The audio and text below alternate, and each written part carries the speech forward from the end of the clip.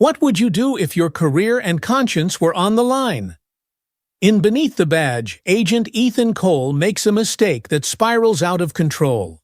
After wrongfully detaining Maya Harris, a powerful woman with secrets of her own, Ethan is forced to face hard truths about justice, loyalty, and the broken system he serves.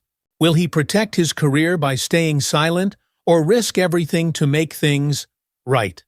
This intense journey explores guilt, redemption, and the cost of doing the right thing. If you're ready for a gripping story filled with tough choices and real-world dilemmas, hit subscribe and ring the bell so you don't miss a thing. Drop a comment below and let us know, what would you do in Ethan's shoes? Let's dive in. Ethan Cole sat in the bustling briefing room of the special agent's New York field office, trying to shake off the nerves that clung to him like a second skin. It was his first real assignment since graduating from Quantico, and though he had been mentally preparing for this moment, the weight of it was sinking in. The room was filled with seasoned agentsmen and women who had seen the darkest corners of society and returned with hardened stares. But none seemed more imposing than Jake Miller, Ethan's new partner. Jake was a legend in the bureau, having spent over 2 decades working high-stakes cases. He was everything Ethan aspired to be: confident, sharp, and unshakable. "Cole, sit over here," Jake barked, waving him over to a seat near the front. Ethan obeyed without hesitation, dropping into the chair beside his partner. He felt a mixture of admiration and unease around Jake. The older agent's reputation was rock solid, but there was an edge to him, a cynicism that rubbed against the image of justice Ethan had always held. He tried to ignore it, convincing himself it was just part of the job. You couldn't be a soft-hearted idealist in the special agent organization, after all. "Today's op is a big one, Special Agent in Charge," James Nolan said, his voice cutting through the chatter. "We have intel on a suspect linked to a major criminal network: drugs, arms smuggling, the whole package. They've been laying low, but sources say they're hiding out at the Emerald Plaza. It's a luxury hotel in Midtown, so this might not be your typical undercover job. We need discretion." The screen at the front of the room lit up with a map of the hotel, a gleaming tower of glass and steel. Ethan's heart skipped a beat. The Emerald Plaza was one of the most prestigious hotels in the city. The idea of a dangerous criminal hiding out in a place like that seemed out of place. Nolan continued, "We don't have a solid description of the suspect yet, but we know they've got connections to some serious players. Your job is to monitor the situation, assess the threat, and, if necessary, make an arrest. Keep it clean, keep it quiet. The Bureau's reputation is on the line with this one." Jake nudged Ethan with his elbow. "See, kid, they're throwing us into the fire right away. This is where you earn your stripes." Ethan nodded, trying to suppress his anxiety. He had trained for this, he knew the procedures, the protocols, but sitting next to Jake made him feel like a rookie all over again. As the briefing wrapped up, Jake leaned in and whispered, "I'll teach you the ropes, but remember one thing: trust your gut. In this line of work, it's more important than the handbook. Some people just don't belong, and you'll learn to spot them." Ethan tried to smile, but his unease deepened. Jake's words lingered in his mind. He wasn't sure what exactly his partner meant by "don't belong," but he didn't want to ask. The sun was just beginning to set as Ethan and Jake arrived at the Emerald Plaza. The hotel stood tall and imposing, its mirrored windows reflecting the city skyline. The entrance was a flurry of movement doormen in pressed uniforms, bellhops hustling between cars, and a stream of guests in designer clothes. Jake parked the car across the street, turning to Ethan as he killed the engine. "All right, Cole. This is how we play it. We walk in like we belong. Blend in with the high rollers. Watch everyone, but don't act suspicious. We're looking for someone who doesn't fit. And trust me, they'll stick out like a sore thumb in a place like this." Ethan nodded, still adjusting to the rapid change of pace. He glanced at the hotel entrance, feeling a flutter of excitement mixed with dread. This was his chance to prove himself. They entered the lobby, which was an extravagant display of wealth and luxury. Marble floors gleamed under the massive crystal chandeliers, and the air was filled with the faint scent of expensive cologne. Guests lounged on plush couches, sipping drinks, chatting and laughing as if they didn't have a care in the world. Jake scanned the room, his eyes darting from face to face, sizing everyone up. "Just like I thought," he muttered under his breath. "You can tell who doesn't belong here." Ethan followed his gaze and saw her. A woman, African-American, mid-30s, stood at the reception desk, talking to the concierge. She was impeccably dressed in a tailored black suit and heels, her natural hair pulled back into a sleek bun. Everything about her screamed confidence. But there was something in Jake's posture that set Ethan on edge. Jake nudged him. "See, her doesn't fit. She's too calm. People like her don't walk into a place like this unless they're hiding something." Ethan hesitated. "She looks like a businesswoman. She could be here for a conference or something." Jake scoffed. "Trust your gut, Cole. She doesn't belong here. Let's tail her." Ethan wasn't sure why, but something about Jake's words bothered him. Still, he didn't question his partner. He had to trust Jake. He was the senior agent, the one with experience. Maybe he knew something Ethan didn't. They followed the woman at a discreet distance as she moved through the lobby, occasionally glancing at her phone. She didn't seem nervous or anxious. In fact, she moved with the kind of assuredness that most people in their line of work lacked. But that only seemed to fuel Jake's suspicions. "She's good," Jake muttered. "Knows how to blend in." Ethan's unease grew. He wasn't sure what Jake was expecting to find, but there was something off about this entire situation. Maya Harris didn't look like someone on the run. She looked like she belonged. The woman headed toward the elevators, and they casually followed, keeping enough distance to avoid drawing attention. When she stepped inside, they waited a moment before taking the next elevator. "What are we doing here?" Jake Ethan asked as they ascended. "We don't even have a description of the suspect.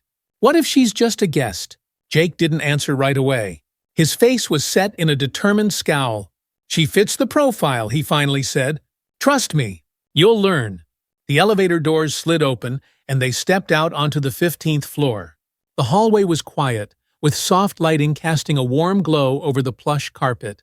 The woman was already halfway down the corridor, heading toward her room. Jake nodded to Ethan, signaling that it was time to make their move. Ethan felt his heart race as they approached her. He wasn't sure if this was the right thing to do. There was no hard evidence, no probable cause. Just Jake's gut feeling. But he didn't want to appear weak. As the woman reached her door, Jake called out, "Mom, Agent, we need to speak with you." She turned, frowning, but didn't seem startled. "Excuse me, what's this about?"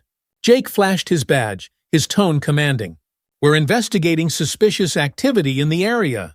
You need to answer a few questions." The woman's eyes narrowed, her composure never faltering. "Suspicious activity? I haven't done anything wrong. I'm a guest here." Ethan watched the exchange, feeling a pit form in his stomach. He didn't like where this was heading. Jake's tone was growing harsher, more accusatory, and there was still no real reason to suspect this woman. "Let's not make this difficult," Jake said, stepping closer. "You can come with us, or we can do this the hard way." The woman stood her ground. "I don't have to go anywhere with you. I know my rights. Unless you have a warrant or some actual cause, I'm not answering any more questions." Ethan felt his pulse quicken. She was right. They had nothing.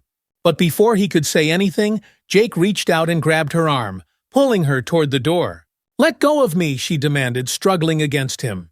"This is illegal." Jake's grip tightened.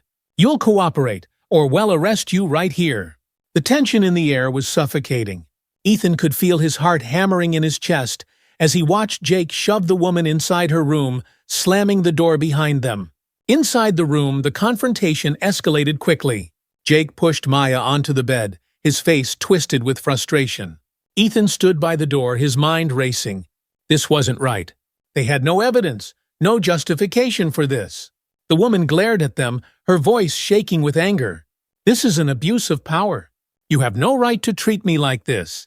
Jake scoffed. "Well, see about that. We know people like you think you can hide behind fancy suits and hotels, but we're not fools." Ethan's throat tightened as he watched the scene unfold. He could feel the lines between right and wrong blurring, and his loyalty to Jake was the only thing keeping him from intervening. "I'm here on business," the woman snapped. "If you bothered to check, you'd know that." Jake sneered. "Business, huh? Well, see what kind of business you're involved in once we start searching this place. Ethan couldn't stay silent any longer. Jake, we need to step back. We don't have any grounds for this. Jake shot him a sharp look. Don't get soft on me, Cole. This is what we do. We get results. But Ethan wasn't sure anymore. His gut was telling him something very different from Jake's. Ethan's hands shook as he stood by the door of Maya Harris' hotel room, watching Jake tear through her belongings without a care in the world. His partner's face was twisted in concentration, eyes scanning the room like a predator searching for its prey. The elegant decor plush chairs, a marble coffee table, even a painting on the wall seemed out of place against the backdrop of the chaos Jake was creating. I told you there's nothing here, Maya said, her voice steady but edged with frustration. She sat on the bed, her wrists still cuffed, but her posture was calm. Ethan noticed how, despite everything, she didn't seem broken, just angry. Jake ignored her, flipping through her suitcase. Clothes tumbled out onto the floor, a pair of high-heeled shoes clattering onto the carpet. You're hiding something, he muttered. You think you can fool us with this professional act, but I know the type. People like you are always hiding something. Ethan's stomach churned. He wanted to tell Jake to stop, to remind him that they had no warrant, no reason to search this room. But the words caught in his throat. He could feel the weight of Jake's authority, the unspoken rule that partners backed each other up, no matter what. If he spoke up now, he risked not only his job, but his entire relationship with Jake, and possibly his future with the Bureau. This is an abuse of power, Maya said again, her voice firmer this time. She turned her gaze on Ethan. You know it too. You can't just barge in here and tear through my things. Am not a criminal? Ethan shifted on his feet, guilt gnawing at him. She was right, he knew she was right, but he still couldn't bring himself to act. His heart pounded in his chest as Jake continued his search, throwing aside every piece of her personal belongings in a desperate attempt to find something, anything that could justify his actions. Come on, Jake, Ethan said finally, his voice shaky. There's nothing here. We should leave before we make this worse. Jake shot him a cold look. We're not leaving until we find what she's hiding. Ethan clenched his jaw, his frustration boiling just below the surface. He had always imagined his first field operation would be about justice, about protecting the innocent and catching the guilty. But here he was, standing in the middle of a mess of their own creation, with nothing to show for it but the growing pit of guilt in his gut. A sharp knock echoed from the door, interrupting the tense silence in the room. Ethan's head snapped up, his heart leaping into his throat. He glanced at Jake, who straightened up and narrowed his eyes. Stay here, Jake ordered Ethan, and then made his way to the door. Ethan watched as Jake opened it just a crack, enough to see who was standing outside. It was the hotel's general manager, Paul Simmons. He was an older man with silver hair, dressed impeccably in a tailored suit, his face a mask of polite concern. Excuse me, Paul said, his voice measured. Is everything all right in here? One of our guests reported hearing some noise. May I ask what's going on? Jake's jaw tightened, and Ethan could see the tension building in his partner's shoulders. This is an agent investigation, Jake said flatly, keeping his voice low. Everything's under control. Paul's eyes flicked from Jake to the open room behind him. He could clearly see Maya sitting on the bed, her hands cuffed, the mess of her belongings scattered across the floor. His lips pressed into a thin line, and Ethan could sense that the situation was slipping out of their hands. I understand, Paul said carefully, but this is a 5-star hotel, and our guests' privacy is of utmost importance. If you don't have a warrant, I'm afraid I'll need to ask you to leave and resolve this matter elsewhere. Jake's grip on the door tightened. I told you we're handling it. Ethan's pulse quickened as the tension thickened between them. Paul's gaze shifted to Maya, who was watching the entire exchange with steely eyes. Please call the police, Maya said suddenly, her voice cutting through the air. I want the authorities here. Paul hesitated for a brief moment, glancing back at Jake, whose expression darkened. There's no need for that, ma'am, Jake said through gritted teeth. We're the authorities. Maya didn't flinch. Then you won't mind some extra eyes on this situation, will you? Paul nodded, his jaw tight. I think it would be best if we brought in the local police. We want to ensure that everything is being handled properly. Jake glared at Paul, his patience thinning. We don't need anyone else getting involved. This is a federal case. Ethan could feel the situation spiraling. He watched Jake's fists clench at his sides, saw the growing anger in his partner's eyes. The tension was suffocating. If Jake pushed back any harder, they'd be in more trouble than they already were. Jake, Ethan said quietly, stepping closer to his partner, we should leave. We're not getting anywhere here. Jake shot him a cold look. We're not leaving until she talks. But Paul was already reaching for his phone, clearly unwilling to let this escalate further. I'm calling the police, he said. Maya's eyes flickered with relief. She knew she had the upper hand now, and Ethan could see it in the way she held herself. She wasn't afraid, she never had been. She had known all along that they had overstepped their bounds, and now the situation was slipping out of their control. Jake's face flushed with anger. He turned to Maya, his voice low and menacing. You think you're going to get away with this? You think the police are going to walk in here and just side with you because you've got money? Maya's gaze was unflinching. I know my rights, she said coldly. And so do they. Ethan's heart pounded in his chest. He had to do something. This had gone too far. Jake, enough, he said, his voice stronger this time. We need to go. We don't have any evidence and we're out of line. Jake turned on him, eyes blazing. Don't start backing down now, Cole. You think she's innocent just because she says she is. That's what people like her, that they hide behind their money, their status, but underneath it, they're all the same. Ethan's stomach twisted at Jake's words. He knew what Jake was implying, but hearing it so blatantly made his skin crawl. It wasn't just about this case anymore. It was about something deeper, something ugly. People like her, Ethan repeated, his voice barely above a whisper. What do you mean by that? Jake didn't answer. He just glared at him, his fists clenched. The silence stretched between them, thick and suffocating. The sound of approaching sirens echoed in the distance. They grew louder, cutting through the tension like a knife. Ethan felt a wave of relief wash over him, even though he knew that their troubles were just beginning. We're done here, Ethan said, stepping back toward the door. Let's go. Jake didn't move. He stood there, seething, his eyes locked on Maya.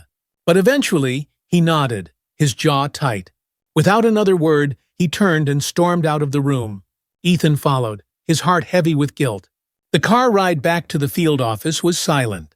Ethan sat in the passenger seat, staring out the window as the city blurred by. His thoughts raced, replaying the events of the past hour over and over again. Every moment felt like a mistake, series of wrong turns that had led them into a trap of their own making. Jake didn't speak. His hands gripped the steering wheel so tightly his knuckles were white, and his jaw was clenched in barely restrained anger. Ethan could feel the tension radiating off him, but he didn't dare say anything. He wasn't sure what he could say. When they finally reached the office, Jake parked the car and turned to Ethan, his eyes dark and cold. Don't let her get to you, he said through gritted teeth. People like her will say anything to make you feel guilty. But we did our job. Ethan stared at him, his stomach churning. Did we? Jake's eyes narrowed. What's that supposed to mean? Ethan hesitated, his heart pounding in his chest. He wanted to tell Jake that they had crossed a line, that they had acted on nothing but suspicion and bias, that they had violated everything they were supposed to stand for. But he couldn't. The words stuck in his throat, tangled up in fear and doubt. We didn't find anything, Ethan said finally, his voice hollow. We had no reason to keep pushing. Jake's expression darkened. We don't need a reason, Cole. We're the agent. We don't take people at their word. We do what's necessary to get the truth. Ethan shook his head, feeling the weight of his own guilt pressing down on him. I don't know if we were after the truth. For a moment, Jake said nothing. Then his lips curled into a sneer. You're new, Cole. You'll learn. The world isn't as black and white as you think it is. Ethan didn't respond. He just got out of the car, his chest heavy with regret. The next few days passed in a blur of paperwork and silence. Ethan couldn't shake the feeling that he was drowning in guilt, suffocated by the weight of what they had done. Maya's voice echoed in his head, her calm defiance, her refusal to be intimidated. He had never seen someone stand up to the agent like that, and it left a mark on him that he couldn't erase. He spent hours at his desk, staring at the same forms, unable to focus. Every time he closed his eyes, he saw Maya sitting on that bed, her hands cuffed, her life turned upside down because of their actions. Jake, on the other hand, seemed unfazed. He moved through the office like nothing had happened, his confidence as unshakable as ever. He barely spoke to Ethan, but when he did, it was always with the same dismissive tone, as if he expected Ethan to fall back in line. Ethan wasn't sure if he could. A week passed, but Ethan's mind remained trapped in that hotel room. He tried to focus on the routine tasks at the field office, filing reports, organizing case documents, but the guilt lingered like a storm cloud. His instincts told him something was right from the start, and yet he had done nothing to stop it. He had watched as Jake abused his power, and that silence felt like an indictment against his own integrity. Then, one morning, the call came. Special agent in charge. James Nolan summoned both him and Jake to a private meeting. Ethan felt his stomach drop as he followed Jake into Nolan's office, the tension thick in the air. Nolan, a tall man with salt and pepper hair and a commanding presence, didn't waste time with pleasantries. He folded his hands on the desk and fixed them both with a stern gaze. "I've received some troubling information," Nolan began, his voice steady but carrying an edge. "The general manager of the Emerald Plaza has filed a formal complaint with the Bureau. So has Maya Harris." Ethan flinched at the sound of her name, the memory of her defiant glare flashing in his mind. Jake, on the other hand, remained stoic, his face unreadable. "They're claiming that you detained her without cause and violated her rights," Nolan continued. "There's also the issue of racial profiling. Harris has suggested that your actions were motivated by prejudice." Jake leaned forward, his expression tightening. "Sir, that's completely unfounded. She was acting suspiciously. We had every reason to believe she was involved with the criminal network." "And did you find any evidence of that?" Nolan asked, his tone sharp. Jake hesitated for a fraction of a second, then squared his shoulders. "No, but we weren't done with the investigation. She was evasive. People like her think they can hide behind. People like her." Nolan's voice cut through the air, his eyes narrowing. "Agent Miller, I'd be very careful about how you phrase things." Ethan swallowed hard, his pulse quickening. He knew this was his moment. He could either back Jake up, repeating the same justification they had told themselves, or he could tell the truth. His silence had already cost him his peace of mind. He couldn't let it cost him his integrity as well. "We overstepped," Ethan said quietly, cutting Jake off. His voice trembled slightly, but he pressed on. "We didn't have a warrant, and we didn't have probable cause. We acted on a hunch, and it wasn't enough." Jake turned on him, his eyes blazing with anger.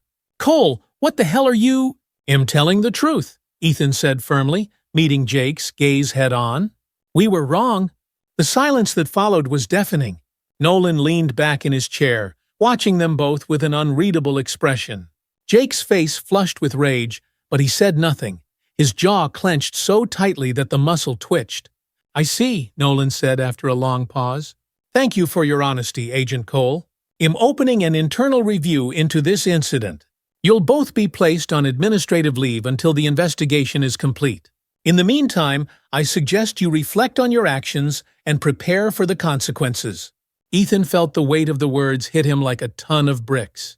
Administrative leave. He had expected something like this, but hearing it out loud made the situation feel all too real. He glanced at Jake, who looked like he was ready to explode. "You're making a mistake, Cole," Jake muttered under his breath as they left Nolan's office. "We had it under control, and you just threw us both under the bus." Ethan didn't respond. He couldn't. The truth was too heavy, and the guilt too overwhelming. The next few days were a blur of restless nights and anxious thoughts. Ethan sat alone in his apartment, staring at the walls as the weight of the situation pressed down on him. He had never imagined that his career would take such a dark turn so soon. All those years of studying, of training, of dreaming about joining the Agentit, all felt meaningless now. He replayed the events at the hotel over and over in his mind, each time feeling more ashamed of himself.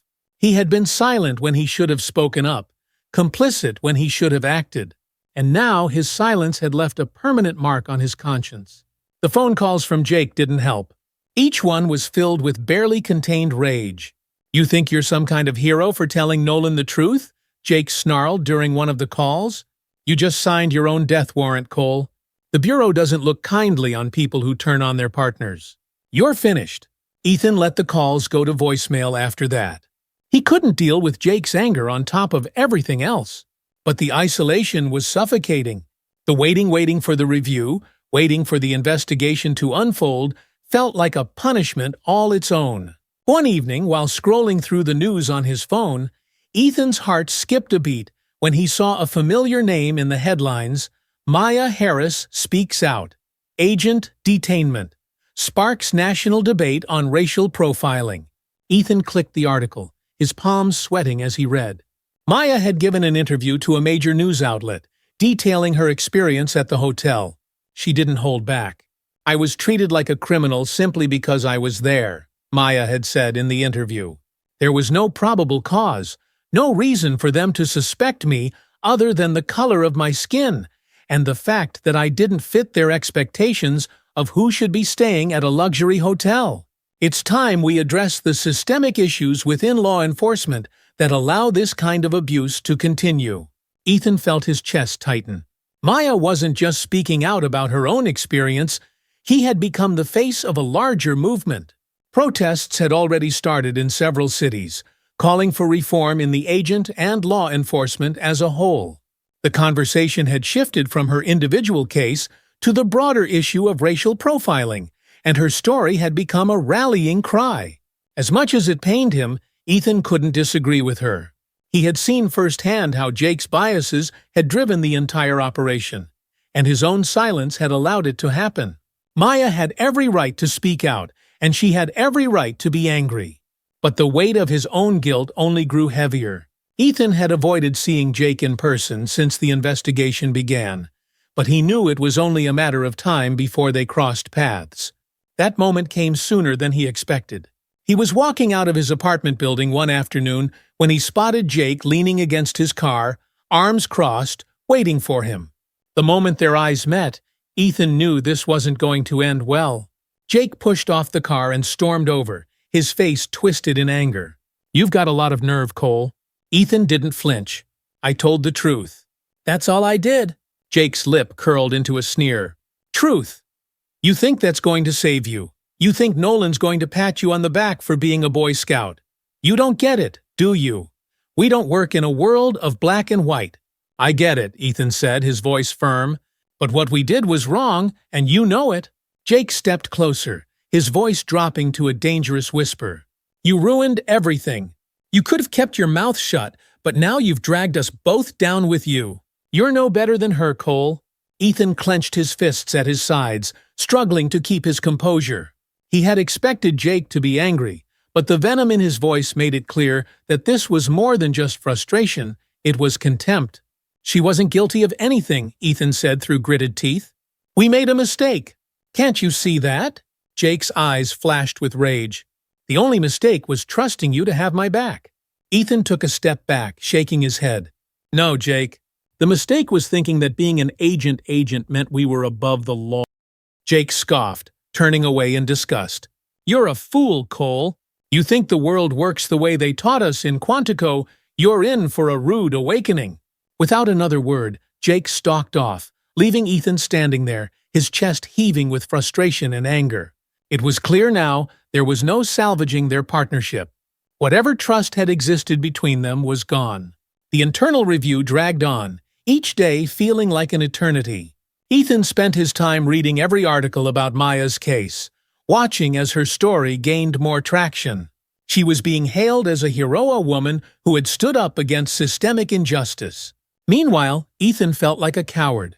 He wanted to reach out to her, to apologize, to explain that he had been caught in the middle of a situation he didn't know how to control. But he knew it wouldn't make a difference. The damage had already been done. Then, one afternoon, his phone rang. It was Nolan. "Agent Cole, I need you to come to my office," Nolan said. His voice was calm, but there was a heaviness to it that made Ethan's heart race. Ethan arrived at the field office an hour later, his stomach churning with anxiety. He entered Nolan's office, where the special agent in charge sat behind his desk, his expression unreadable. "I've spoken with the review board," Nolan said, gesturing for Ethan to sit. "They've made their decision." Ethan sat, his pulse pounding in his ears. "They've determined that while your actions were inappropriate, your honesty during the investigation has been taken into account," Nolan continued. "You'll be reinstated after a temporary suspension, but Jake Miller has been terminated from the Bureau." Ethan blinked, the weight of the words taking a moment to sink in. Terminated. Jake was out. His mind raced with conflicting emotions: relief, guilt, regret. He had expected consequences, but hearing it out loud still left him reeling. Nolan leaned forward, his gaze steady. "You did the right thing, Cole. But this isn't over. Maya Harris' lawsuit against the Bureau is moving forward and will be under scrutiny for a long time. You need to be prepared for that." Ethan nodded, feeling the burden settle even deeper on his shoulders. This wasn't just about him anymore. It was about the larger issues that Maya's case had brought to light. A few months later, Ethan stood in front of his television, watching as Maya Harris gave another interview. The lawsuit had been settled, with the Bureau issuing a public apology and agreeing to review its policies on racial profiling. Maya's strength and resilience had won the day.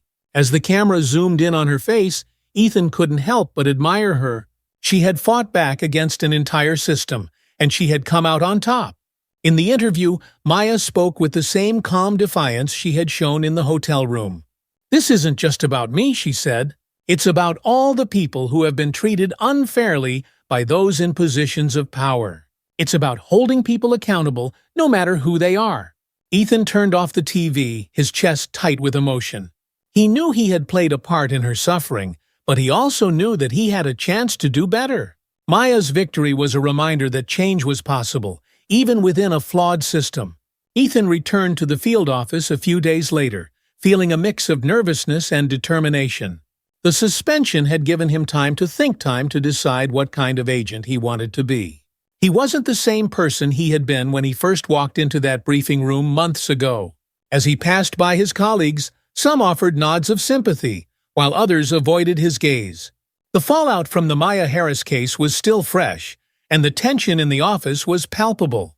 Nolan called him into his office for a brief meeting. "You've been given a second chance, Cole," he said, his tone serious. "Don't waste it." Ethan nodded. "I won't." He walked out of Nolan's office with a renewed sense of purpose.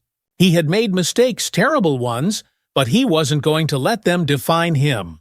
He had a responsibility to learn from those mistakes, to use his position in the agent to challenge the biases and injustices that had nearly cost him his career.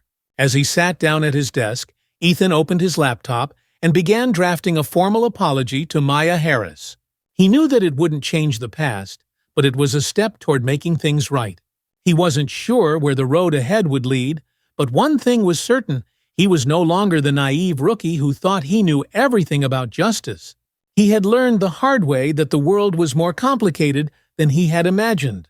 But now he was ready to face that complexity head-on.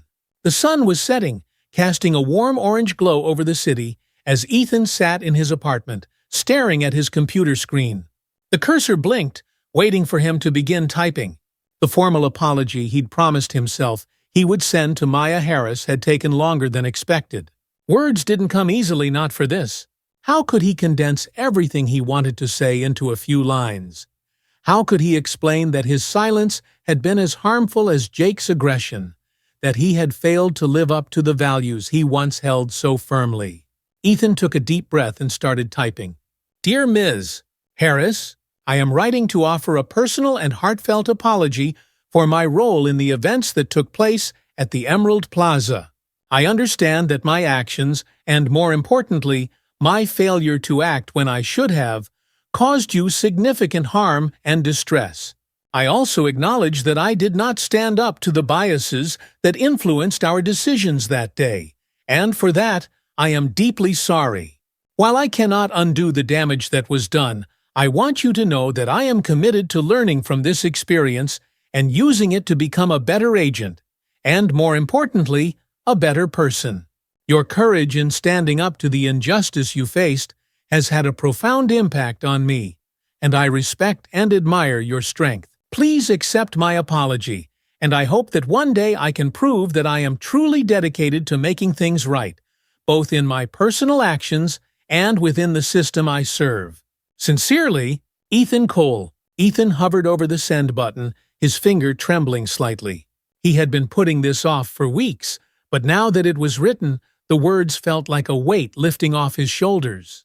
He clicked send and sat back, feeling a mixture of relief and uncertainty. There was no guarantee that Maya would respond or even accept his apology, but he knew this was a step he had to take. He glanced out the window at the fading light, knowing that the real work was just beginning. Returning to the field office after his suspension felt surreal. Ethan knew the atmosphere had changed. The fallout from the Maya Harris case still hung over the bureau, and the scrutiny they were facing wasn't going to go away anytime soon. Reforms were being discussed, and the whispers of change were growing louder. But there was tension among agents who resented the idea of being second-guessed, of being held accountable by the public. Ethan could feel it as he walked through the office, the side glances, the hushed conversations that stopped when he passed by. The first day back, he was called into a meeting with Special Agent in charge Nolan. "Have a seat, Cole," Nolan said, gesturing to the chair across from him. His expression was hard to read, as usual, but there was a sharpness to his tone. Ethan sat, feeling a knot of anxiety tighten in his stomach. "You've been given a second chance," Nolan said, folding his hands on the desk. "But make no mistake, this isn't going to be easy. We're under the microscope now, and you're part of the reason why. The Bureau's reputation took a hit because of what happened with Maya Harris." Ethan nodded, feeling the weight of the words. He knew Nolan was right. His actions had brought unwanted attention to the agent, and the internal review had been enough to quiet the calls for reform. Public trust had been shaken. "But," Nolan continued, "there's also an opportunity here. The Bureau needs to change, and we need agents who understand that. I've been watching you, Cole, and I think you have what it takes to be part of that change, if you're willing to face the hard truths about this job." Ethan met Nolan's gaze, surprised by the unexpected support. "I want to make things right, sir," he said. "I know I messed up, but I'm committed to doing better. Whatever it takes." Nolan nodded slowly, a small smile tugging at the corner of his mouth. "Good, because we're going to need people like you. The world is changing, and law enforcement has to change with it. Stay on the right path, Cole, and you'll have a long career here." Ethan left Nolan's office feeling a renewed sense of purpose. The road ahead wasn't going to be easy, but for the first time in months, he felt like he had the opportunity to do something meaningful to help fix the system from within. A few weeks later, Maya Harris held a press conference to announce the settlement of her lawsuit against the agent. Ethan watched from his desk, the live broadcast streaming on his computer. Maya stood at the podium, poised and composed, her voice steady as she addressed the media. "The settlement is a step in the right direction," she said, her gaze sweeping over the crowd of reporters, "but it's just the beginning. This case wasn't just about meats, about the systemic issues that allow racial profiling and abuse of power to continue unchecked. It's about accountability, transparency, and the need for real reform in law enforcement." Ethan felt a surge of admiration as he listened to her speak. Maya had become a powerful voice for change, and she wasn't backing down. Her resilience in the face of adversity had inspired a movement, one that was growing louder and more determined by the day. As the press conference continued, a reporter asked Maya about her personal feelings toward the agents involved in her case. Maya paused for a moment, her expression thoughtful. "I won't lie, what I went through was deeply traumatic. But I also believe in the possibility of growth and change. People make mistakes.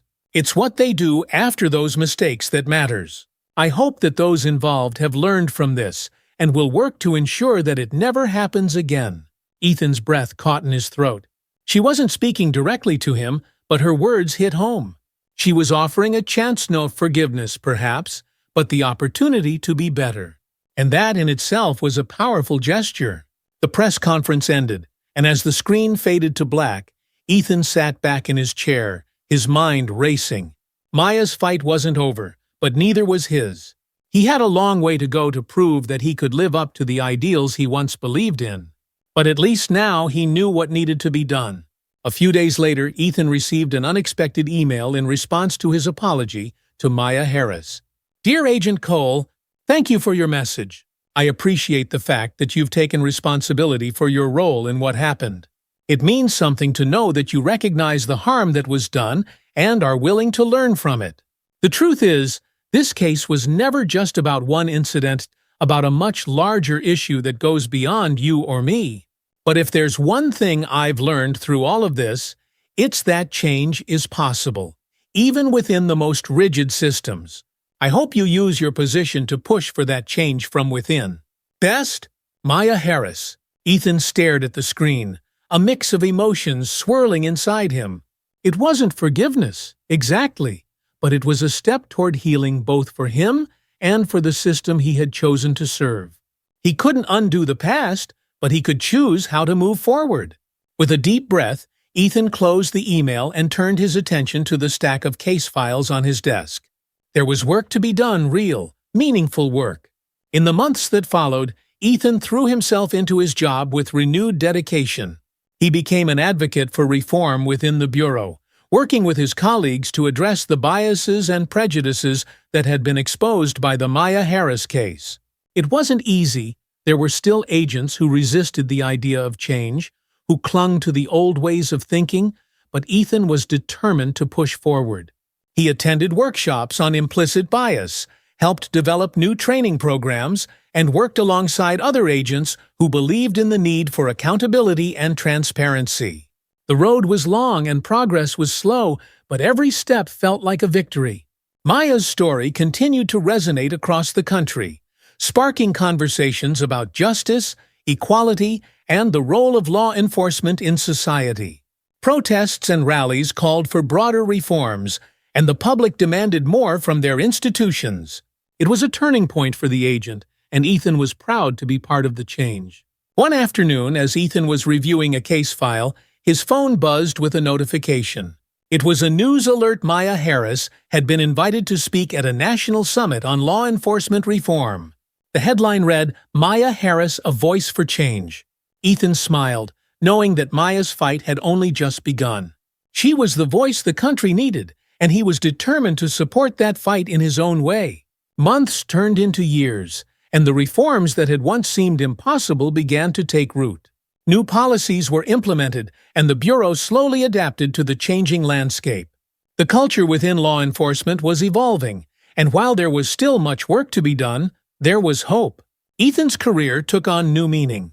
He no longer saw himself as just an agent. He saw himself as part of a movement for justice, one that prioritized accountability and fairness over power and control. He had learned that the badge didn't make him immune to mistakes, it made him responsible for preventing them. One day, while sitting in his office, Ethan received a letter. It was from Maya. "Dear Agent Cole, I wanted to thank you for your continued work toward reforming the system from within. It hasn't gone unnoticed, and I believe that people like you can make a real difference. The fight for justice is ongoing, but knowing that there are those on the inside who are willing to push for change gives me hope. Keep going. The world needs more people who are willing to do the right thing, even when it's hard. Best, Maya." Ethan folded the letter and placed it in his desk drawer, a sense of peace settling over him. He knew there would always be challenges ahead, but for the first time, he felt like he was on the right side of history. The road to justice was long, but together they were making progress one step at a time. Ethan Cole stood in front of his bathroom mirror, adjusting his tie for the third time. His reflection stared back at him, the same familiar face, but with more lines of worry, more depth in his eyes. He hadn't aged much physically, but internally he felt like a different man shaped by the weight of his decisions and the lessons he had learned. Today was his first day back at the Bureau in a more formal capacity since the suspension had lifted. It wasn't just a return to work, it was a return to a career that he had nearly lost, to a profession that had forced him to confront uncomfortable truths about himself and the system he served. But more than anything, it was a chance to start over with a new mindset, one that embraced accountability and fairness over blind loyalty. As he left his apartment and headed for the field office, Ethan felt a familiar mix of nerves and determination. He knew that his reputation had been bruised, but he was ready to prove, not just to his colleagues, but to himself, that he was capable of doing the job the right way. The atmosphere at the office had shifted since Ethan had last walked through the doors. There was still an undercurrent of tension and acknowledgement that things were not the same as they once were.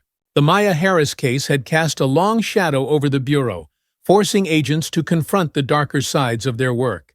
It had also triggered a wave of new training programs and procedural reforms aimed at reducing bias and improving accountability. As Ethan made his way to his desk, he noticed a few nods from colleagues, some encouraging, some cold.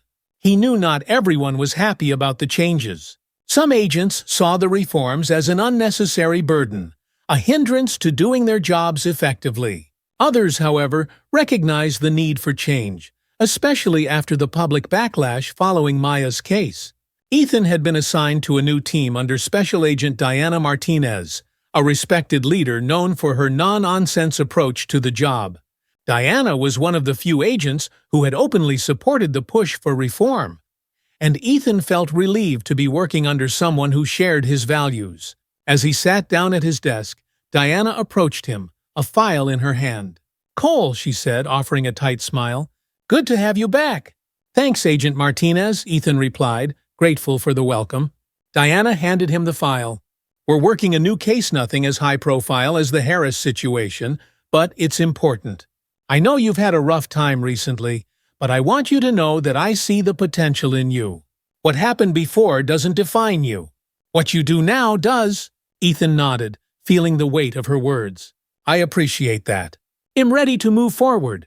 Diana gave him a brief nod, then walked away, leaving Ethan alone with the case file. He flipped it open, feeling a sense of responsibility wash over him. This was his chance to prove that he had learned from the past, that he could handle the complexities of law enforcement without compromising his integrity. But there was also a nagging fear. What if he made another mistake?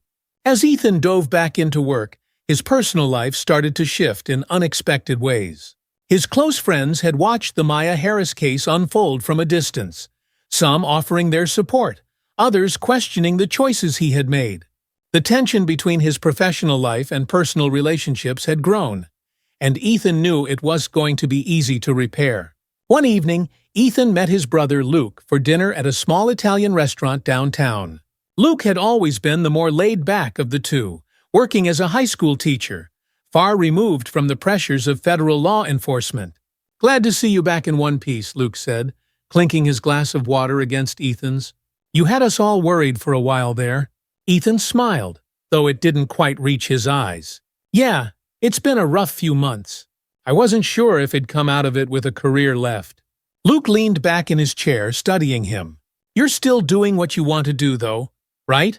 I mean, after everything that happened, you're sure this is where you're supposed to be?" Ethan paused, unsure how to answer. "I want to make a difference. I know I screwed up before, but I've learned from it. I just hope I'm strong enough to keep pushing for change, even when it feels impossible." Luke nodded thoughtfully. "You've always been the one chasing justice, but you've also got to find a way to live with yourself, man. You can't let the job consume you. It's good that you're fighting for something better, but don't lose sight of the person you want to be outside of work." Ethan stared at his plate, Luke's words hitting closer to home than he expected. The case with Maya had consumed his life, and it was only now that he realized how much he had sacrificed his friendships, his sense of balance, even his mental health. "I know," Ethan admitted quietly. "I've got to find that balance again." As the weeks went by, Ethan found himself deep into the case Diana had assigned him to. It wasn't as high-profile as the Maya Harris situation, but it was still significant, a series of fraud and embezzlement cases tied to a prominent business executive. The investigation required attention to detail, interviews with witnesses, and combing through mountains of financial records. But the case also presented new challenges. One afternoon, Ethan and Diana were reviewing evidence when they came across an anonymous tip that pointed to a specific individual as the mastermind behind the scheme, Raymond Porter, a mid-level employee at the company. Raymond was an African-American man with a clean record, a family man known for his involvement in the community. Diana frowned as she looked over the details. "It doesn't add up," she muttered. "Why would someone like Raymond be tied to this?" Ethan hesitated, feeling a familiar unease creeping in. The tip seemed to single out Raymond based on circumstantial evidence, and Ethan couldn't shake the feeling that something was off. "We need to be careful," Ethan said cautiously. "We can't make the same mistake we did before." Diana looked at him sharply. "You're right. We're not going after anyone without hard evidence. This is exactly why we need to follow the process and not jump to conclusions." Ethan nodded, relieved that Diana shared his concern. They agreed to dig deeper, investigating other leads and cross-referencing the evidence. In the past, Ethan might have let his assumptions guide his actions, but now he was determined to approach every case with caution and fairness. Days later, after thorough investigation, they discovered that the tip had been a red herring attempt by one of Raymond's colleagues to deflect blame. It was a close call, but Ethan knew it could have been much worse. Afterward, Diana pulled him aside. "Good instincts, Cole," she said. "You trusted the process, and it paid off. This is how we move forward, by being methodical, by questioning everything." Ethan felt a surge of pride, but more than that, he felt a sense of peace. He had faced a situation that could have easily led him down the same path as before. But this time, he had stayed true to his principles. Outside of work, Ethan continued to reflect on the lessons he had learned, both from Maya's case and from his recent experiences. His relationship with his brother grew stronger as he tried to reconnect with family and friends, to rebuild the parts of his life he had neglected. One evening, Ethan found himself sitting in a small park near his apartment, watching as the sun set over the city. He pulled out his phone and scrolled through his contacts, stopping when he reached Maya Harris' name. He had never expected a response to his apology email, but now, months later, he felt a sense of closure, not just with her, but with himself. He typed out a quick message. "Ethan, just wanted to say thank you again for your response a few months ago. Your words have stuck with me, and I've been working hard to live up to the responsibility that comes with this job. Hope you're doing well. Ethan." He didn't expect a reply, but just sending the message felt like another step in his journey toward becoming the person and the agent he wanted to be. Months turned into a year, and slowly, the changes Ethan had fought for began to take hold.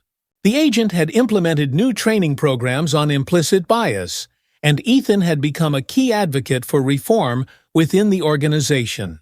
It wasn't always easy. There were still agents who resisted the changes, who clung to the old ways of thinking, but Ethan had found allies in people like Diana, who believed that law enforcement could be better. Ethan's work-life balance also improved. He took Luke's advice to heart, making time for himself outside of the bureau. He joined a local hiking group, reconnected with old friends, and even started dating again. For the first time in a long time, he felt like he had a sense of balance, a life beyond the badge. One afternoon, as Ethan was leaving the office, he received an email notification. It was from Maya. "Dear Ethan, I appreciate your message. I've been keeping up with the changes happening at the Bureau, and I've heard that you've been a strong advocate for reform. It's encouraging to know that there are people on the inside who are willing to fight for accountability and justice. Keep going. The road ahead won't be easy, but every step counts. Best, Maya." Ethan smiled as he read the email, feeling a sense of pride and fulfillment. He had come a long way since that fateful day at the hotel, but he knew the journey was far from over. There was still work to be done both within himself. As he walked out of the office and into the cool evening air, Ethan felt hopeful. The world was changing, and he was part of that change. And for the first time, he was confident that he was on the right path. If you enjoyed this story and want to hear more about characters like Ethan, tackling real-world challenges and moral dilemmas, don't forget to subscribe to our channel.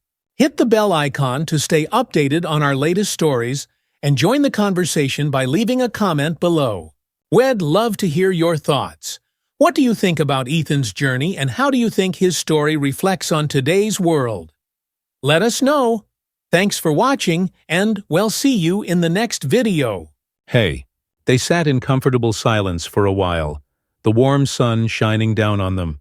After everything they had been through, it felt surreal to finally have peace. "Can you believe it?" Sarah said after a moment. "Everything's changing." Ethan nodded. "Yeah. It's kind of hard to believe." She closed her book and turned to him, her expression serious. "You did this, Ethan. You and your dad. You changed things."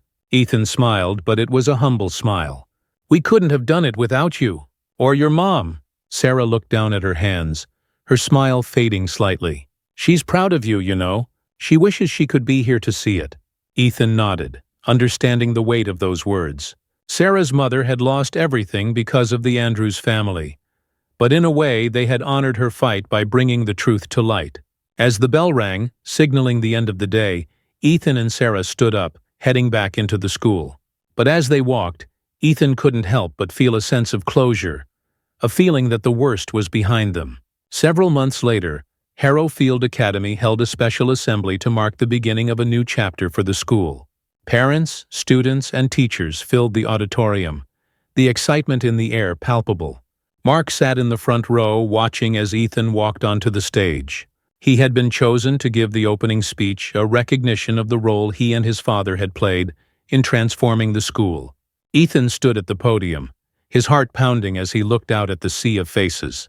But this time, the nervousness that had once gripped him was gone. He was no longer the scared boy who had been bullied and humiliated. He was strong, confident, and ready to lead. "Good morning," Ethan began, his voice clear and steady. "When I first came to Harrow Field, I didn't know if I would ever belong here. I didn't know if I would make it through the year. But what I learned is that belonging isn't about where you come from or how much money you have. It's about who you are." He paused, letting his words sink in. "This school is different now," Ethan continued, "because we fought for something better. We fought for fairness, for respect, for equality. And today, we're all part of that change." The audience erupted into applause, and as Ethan stepped back from the podium, he felt a sense of pride he had never known before. After the assembly, Ethan joined his father in the courtyard, the warm sun shining down on them. They stood together, watching as students from all walks of life mingled and laughed. The barriers that had once divided them now gone. "You did it," Mark said, his voice filled with pride. "You changed everything." Ethan smiled, his heart full. "We did it, Dad. Together." And as they walked away, hand in hand, Ethan knew that this was just the beginning of a brighter, more hopeful future for both of them. Thank you for joining us on this emotional journey of courage, resilience, and the fight for justice. If you found inspiration in Ethan and Mark's story, make sure to hit the like button, subscribe, and turn on notifications so you won't miss any of our upcoming stories about hope and perseverance. We believe that, like Ethan, everyone has the power to change their world if they stand strong and never give up. Share this story with friends and family, and let us know in the comments. What would you do if you were in Ethan's shoes? Stay tuned for more inspiring stories where determination and heart lead to unforgettable victories. See you in the next one. We helped each other. As they sat there in the warm afternoon sun, surrounded by the scent of blooming flowers and the soft rustling of leaves, Luke realized that he had found something he hadn't even known he was looking for. A sense of belonging, a deeper connection to the people around him, and a renewed understanding of what it meant to be part of a community. The story of Edith's struggle and her eventual recovery had touched more lives than either of them could have imagined. The people of Riverbrook had rallied around her, showing what it meant to truly care for one another. And in the process, they had reminded Luke of the importance of small, everyday acts of kindness, the kind of kindness that could save lives. As the sun began to set, casting a warm golden glow over the garden, Edith leaned back in her chair, her eyes twinkling with contentment. "It's a beautiful day," she said softly. Luke nodded, his heart full. "It really is." And in that moment, Luke knew that no matter what the future held, he and Edith would face it together, surrounded by the strength of their community and the unbreakable bond they had formed. Sometimes, the most unexpected connections can shape our lives in profound ways. If you've been moved by this story and want to hear more heartwarming tales like this one, make sure to hit the subscribe button and turn on notifications so you don't miss any future updates. Every story has the power to inspire, and we have plenty more to share with you. Join us on this journey of storytelling, empathy, and community. Be a part of something bigger by subscribing, and together we can spread positivity, one story at a time. Let me know how it goes. In the months that followed, Ryan spearheaded a new task force within the department aimed at ensuring the responsible use of technology in policing. The Ethical Policing Technology Initiative (EPTI) was designed to oversee how new tools were implemented, making sure they adhered to strict privacy standards and weren't being used in a discriminatory manner. Ryan worked closely with civil liberties groups, tech experts, and community leaders to develop guidelines that ensured transparency and accountability. Officers were required to undergo specialized training on how to use these tools ethically, and new oversight measures were put in place to monitor their deployment. The program wasn't without its critics. Some officers complained that the new rules made their jobs harder, while certain tech companies pushed back against what they saw as unnecessary restrictions. But Ryan stood firm, knowing that without proper oversight, the technology could do more harm than good. During one particularly tense department meeting, an officer raised his hand, frustration evident in his voice. "With all due respect, Deputy Chief," he began, "why are we handcuffing ourselves? This technology can help us catch criminals faster. Why put so many restrictions on it?" Ryan met the officer's gaze, understanding the concern but remaining resolute. "Because our job isn't just to catch criminals," he said. "Our job is to protect the people, and that means protecting their rights too. If we start sacrificing privacy and civil liberties in the name of efficiency, then we're not doing our jobs. We're just cutting corners." The room was silent for a moment, and Ryan could see the wheels turning in the officer's mind. It was a tough balancing act, but Ryan knew it was necessary. The future of policing wasn't about brute force or unchecked surveillance. It was about thoughtful, ethical approaches that respected the people they served. 2 years later, the Ethical Policing Technology Initiative had become a model for departments across the country. Ryan had been invited to speak at several national conferences, sharing the lessons they had learned about balancing public safety with civil liberties. The success of the initiative had solidified his reputation as a forward-thinking leader in law enforcement reform. Jordan, too, had continued his advocacy work, pushing for nationwide adoption of similar standards. The two men, despite their different approaches, remained close friends and collaborators, each pushing the other to do better. One evening, after a long day, Ryan received a message from Jordan dinner at my place. When Ryan arrived, Jordan was already grilling steaks on the back porch. The smell of sizzling meat filled the air as they sat down to catch up. "You know, I never thought we'd be here," Jordan said as they ate. "When we started all this, I didn't think we'd actually get to a point where the system would listen to us." Ryan smiled. "I think we both underestimated the power of persistence." Jordan laughed. "You're right about that. But we're not done yet, are we?" "No," Ryan said, his tone serious. "We're not. But we're making progress." They clinked their beer bottles together, a silent toast to the years of hard work and the victories they had earned. The road had been long and filled with obstacles, but they had made a difference, one step at a time. As the sun set over the city, casting a warm glow over the skyline, Ryan and Jordan sat in comfortable silence, watching the world they had helped shape. The challenges they had faced, the battles they had fought, had all been worth it. They had built something lasting, something that would continue long after they were gone. Ryan couldn't help but think about the young officers coming up through the ranks, the ones who would carry on the work he had started. Officers like Naomi Green, who now led a unit focused on community engagement, were the future of policing. They represented a new generation that believed in fairness, justice, and the importance of doing things the right way. "I think the future's in good hands," Ryan said, more to himself than to Jordan. Jordan looked over at him, his expression thoughtful. "Yeah, I think it is." The two men sat back, content in the knowledge that while their work was never truly done, they had laid a foundation that would stand the test of time. And as long as there were people willing to stand up for what was right, there would always be hope for a better, more just world. A few more years passed, and Ryan Carter's career had reached heights he never imagined when he first joined the force. Now, as the chief of police, Ryan was responsible not only for the reforms that had already taken place, but also for leading the department through new social, technological, and ethical challenges. His success as a reformer had made him a widely respected figure, but it had also placed him under intense scrutiny. Every move he made, every decision he authorized, was dissected by the media and the public. The new debate consuming the city was centered around the rise in community-led safety initiatives. Many neighborhoods, particularly those that had experienced tense relations with the police in the past, were advocating for more localized, community-based public safety programs. These initiatives emphasized conflict resolution, mental health intervention, and restorative justice over traditional policing methods. Ryan understood the community's desire to have a more direct role in keeping their neighborhoods safe. After all, much of the progress they had made over the years was due to increased collaboration between the police and the public.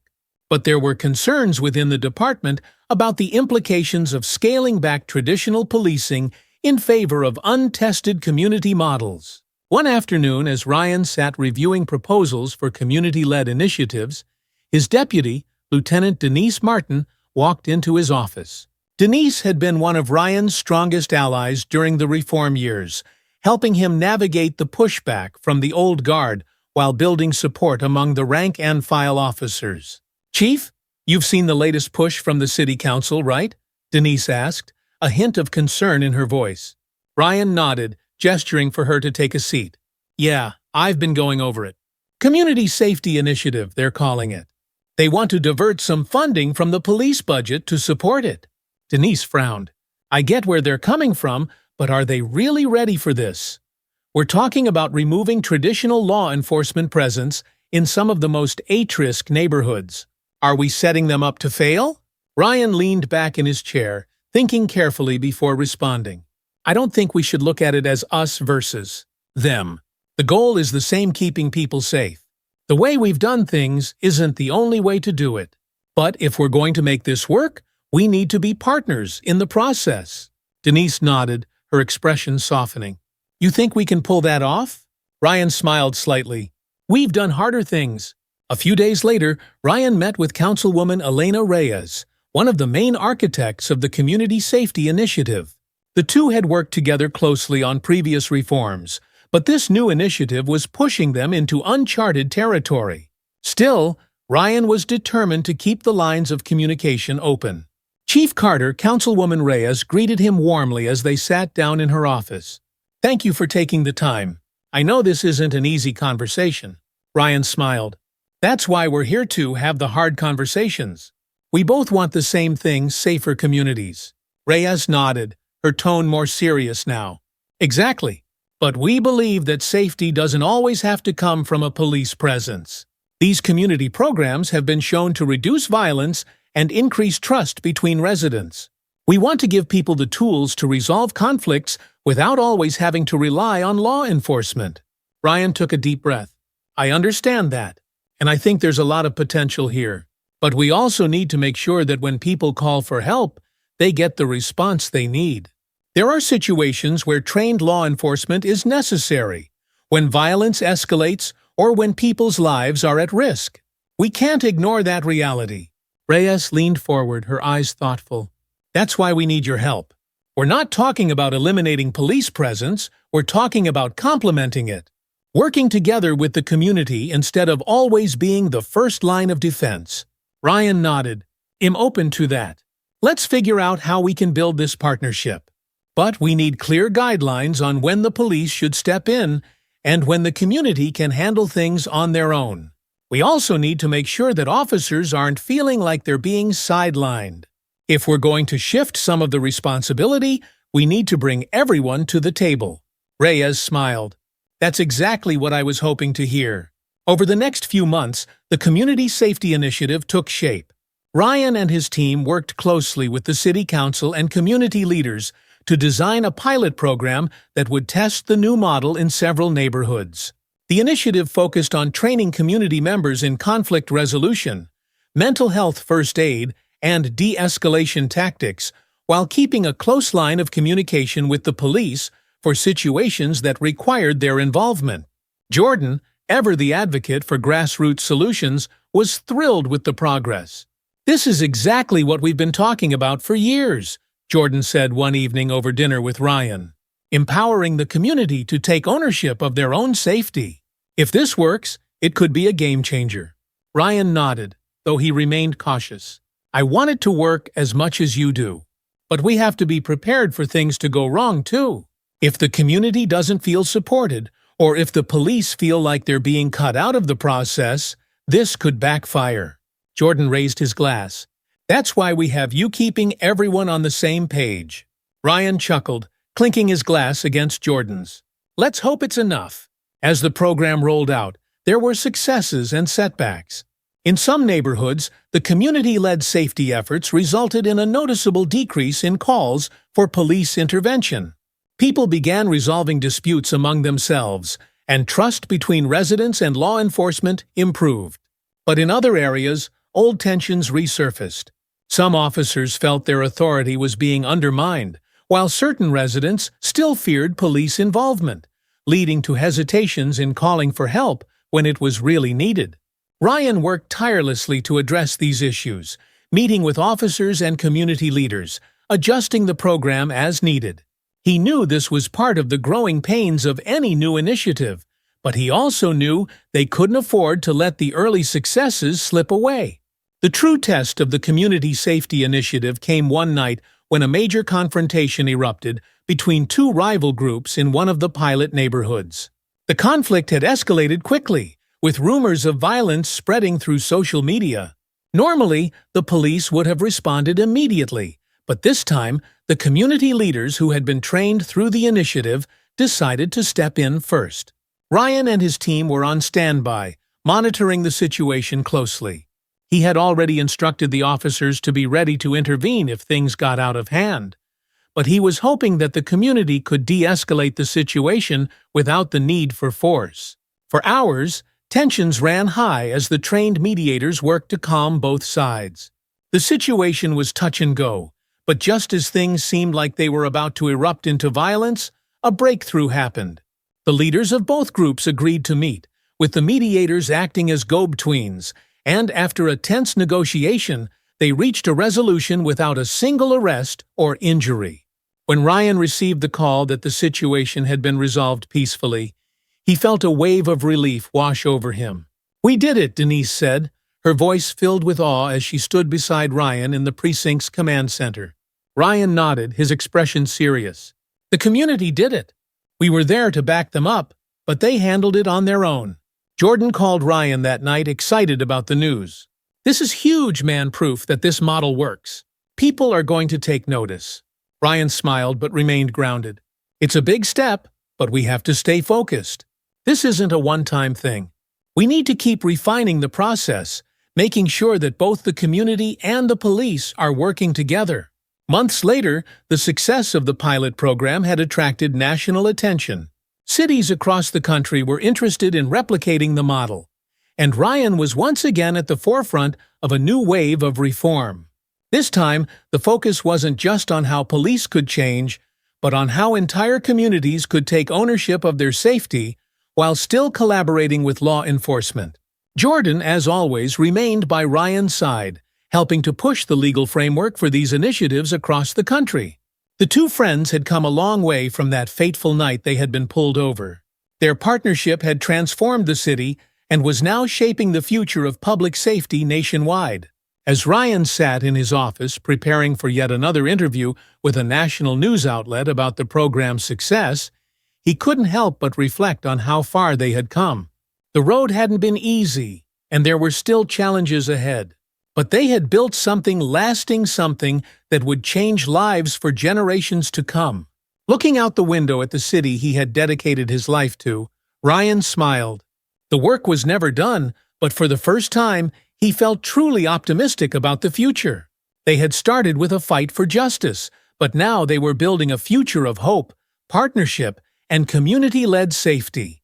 And as long as people were willing to work together, Ryan knew that anything was possible. A few years had passed since the Community Safety Initiative had been fully implemented across the city. The initiative had matured, becoming an example of how community and law enforcement could work together in harmony without one undermining the other. While there were still challenges, the overwhelming success had drawn attention from policymakers, activists, and law enforcement agencies across the country. Ryan Carter, now nearing retirement age, was in a reflective mood. After decades of service, he knew his time as the city's police chief was coming to an end. And while he looked forward to stepping back from the pressures of the job, he also felt the weight of leaving behind a legacy. Jordan, meanwhile, had taken his advocacy work to a national level. He was now leading efforts to pass federal legislation aimed at reshaping policing standards across the United States.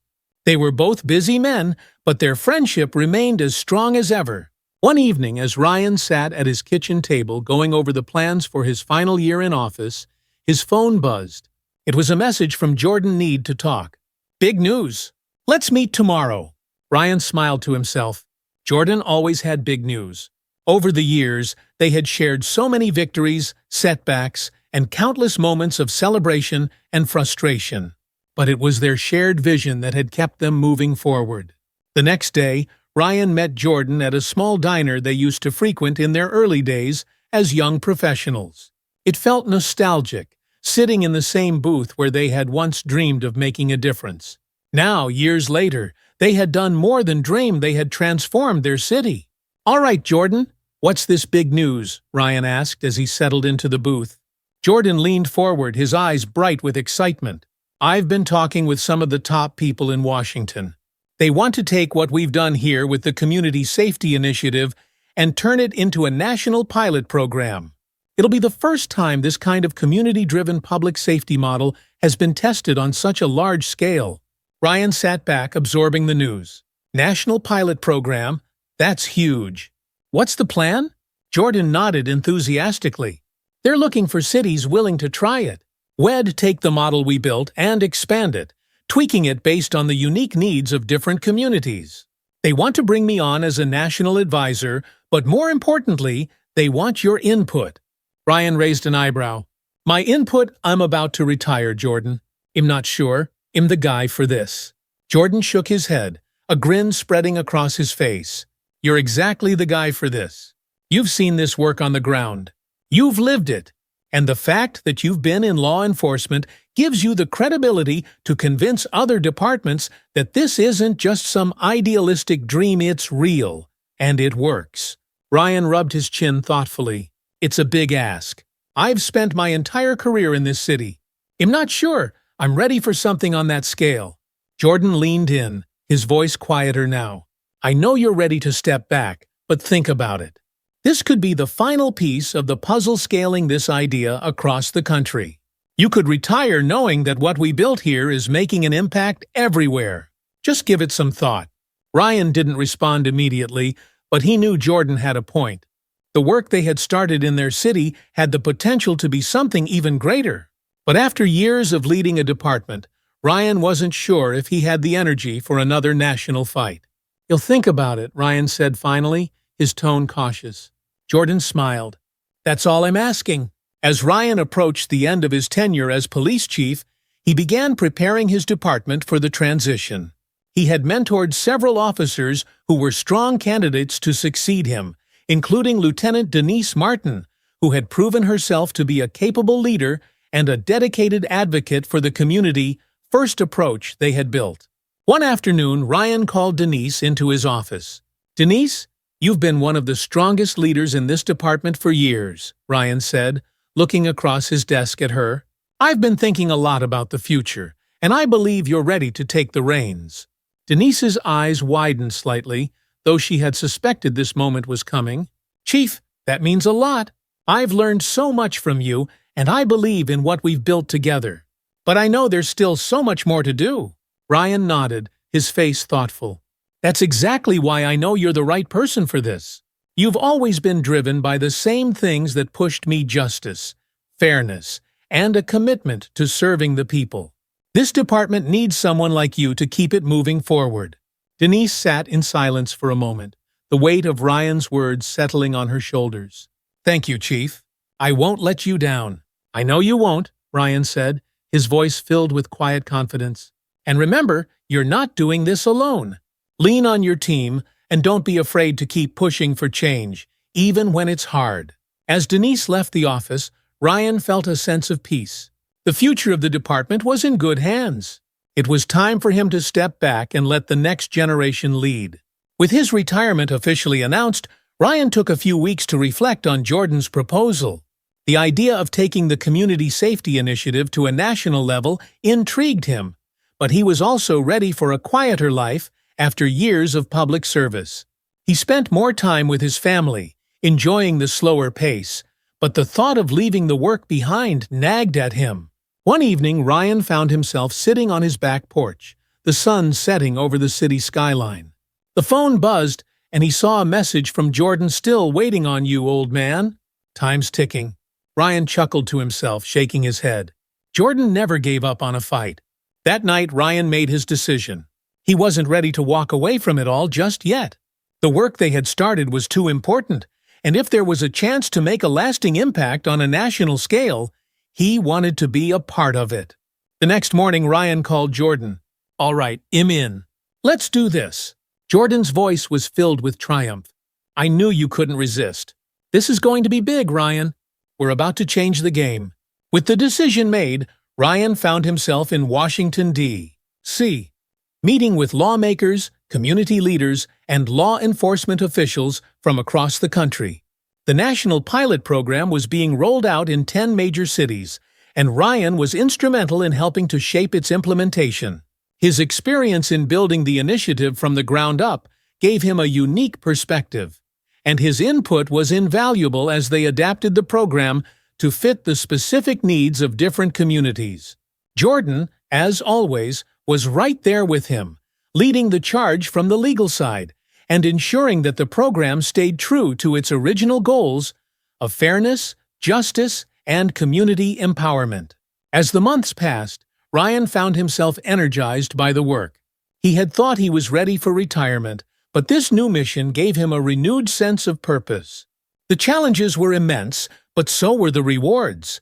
He watched as communities began to embrace the new model, as officers and residents, and as the seeds of change spread from city to city. 2 years into the national pilot program, the results were undeniable. The Community Safety Initiative had reduced violent incidents, built stronger bonds between law enforcement and residents, and empowered communities to take control of their own safety. The program was hailed as a success, and plans were already underway to expand it to even more cities. Ryan, now in his mid-60s, knew it was finally time to step back for good. His work was done.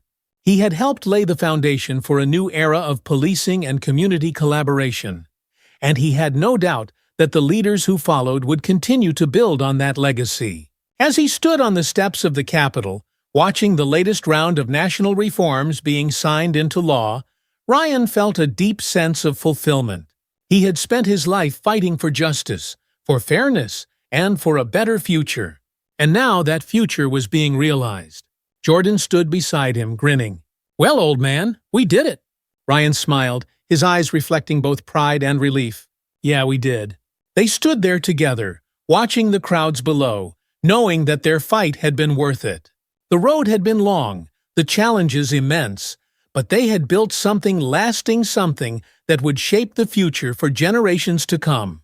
And in that moment, Ryan knew that while his journey as a public servant was over, his legacy of justice, reform, and hope would live on. Ryan Carter had officially retired from his role as chief of police and had successfully completed his work on the national pilot program. Now, standing on the balcony of his home in Denver, he gazed out over the city that had shaped his life. After decades of service, he was finally stepping away from the day-to-day grind of law enforcement.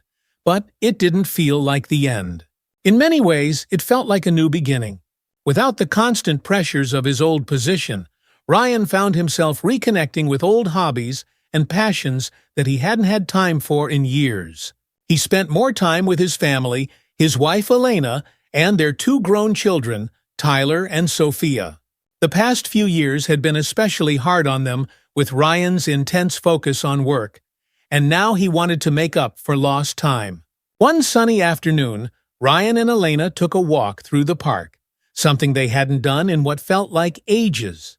The air was crisp, the leaves falling gently around them, and Ryan felt a sense of peace that he hadn't experienced in years. "You finally have time to slow down," Elena said with a smile as they strolled along the path. Ryan nodded. "It feels strange, but it's nice. I think I forgot what it was like to just be present." Elena squeezed his hand. "You've earned it, but I have a feeling you're not done yet." Ryan smiled, knowing she was right.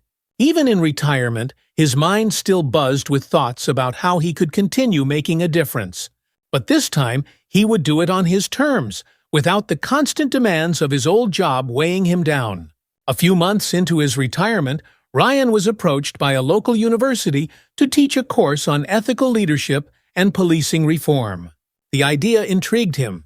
He had spent years putting these principles into practice, but now he had the opportunity to pass that knowledge on to the next generation of leaders. The thought of stepping into a classroom full of eager students, young people, who would one day be responsible for shaping the future of law enforcement, gave Ryan a renewed sense of purpose. He accepted the offer and began preparing for the course. On his first day at the university, Ryan felt a twinge of nervousness as he walked into the lecture hall. The students sat quietly, some of them looking excited, others curious, all waiting for the former police chief who had gained national recognition for his reforms. "Good afternoon," Ryan began, standing at the front of the class. "My name is Ryan Carter, and am here to talk to you about the future of policing." He paused, scanning the room before continuing. "But before we talk about the future, we need to understand the past, the mistakes, the challenges, and the moments when we didn't get it right. Because if we don't learn from those moments, we'll be doomed to repeat them." The room was silent as Ryan spoke, but he could feel the students' attention. Their interest peaked. Over the course of the semester, Ryan shared not just the victories he'd had in his career, but the hard lessons he had learned along the way. He emphasized the importance of empathy, listening, and above all, the responsibility that comes with the badge. Teaching gave Ryan a new outlet for his energy and passion. It wasn't the adrenaline-filled, high-stakes work of policing, but it was just as important. These students were the future, and he was determined to equip them with the tools they needed to lead with integrity. While Ryan was settling into his new role as an educator, Jordan Thompson's star continued to rise. His work on the national level had gained him a reputation as one of the most respected voices in the fight for justice reform. Jordan had helped pass landmark legislation that put ethical limits on the use of surveillance technology, created national standards for police accountability, and expanded community-led safety programs across the country. One afternoon, Jordan called Ryan from his office in Washington, D.C., and with some unexpected news. "Ryan, guess what?" Jordan said, his voice buzzing with excitement. "They want me to run for office." Ryan chuckled. "Who's they? And what office are we talking about here?" Jordan laughed. "A group of people who've been following my work think I should run for Congress. They want me to take this fight from the courtroom to the Capitol." Ryan wasn't entirely surprised. Jordan had always been a fighter, and he had the kind of charisma and conviction that made him a natural leader. "I can't say I didn't see this coming. Are you thinking about it?" "I am," Jordan admitted. "It's a huge responsibility, but I've been thinking about how much more we could accomplish with the right people in power. If I can push for change at the highest level, why not go for it?" Ryan nodded, though Jordan couldn't see it. "You've always said we need people inside the system to change it from within. This might be your chance to do just that." "I've been thinking the same thing," Jordan replied. "It's a big step, but I think it's the right one." As they talked, Ryan felt a deep sense of pride for his friend. Jordan had spent his life fighting for justice, and now he was on the verge of taking that fight to the national stage. The following year, Jordan launched his campaign for Congress. With his years of legal experience and his proven track record in reform, he quickly gained support from a wide range of voters. His platform focused on criminal justice reform, civil rights, and economic equality issues that had been central to his work for decades.